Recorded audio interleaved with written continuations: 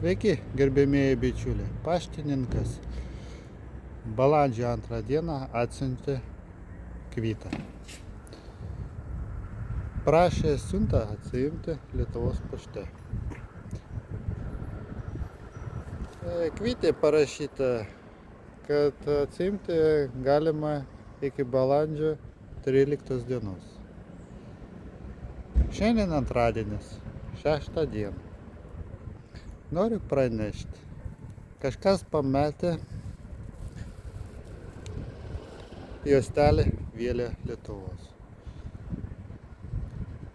Jeigu kam brangus šį vėliavą, prašom kreiptis.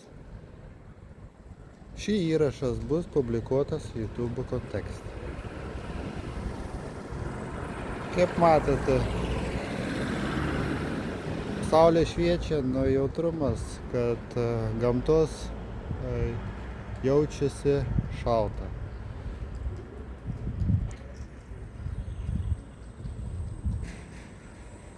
Jeigu turit klausimų, prašom, kreipkitės, rašykite komentaruose. Siuntas bus atsiimtas antradienį. Ačiū už dėmesį, sudie.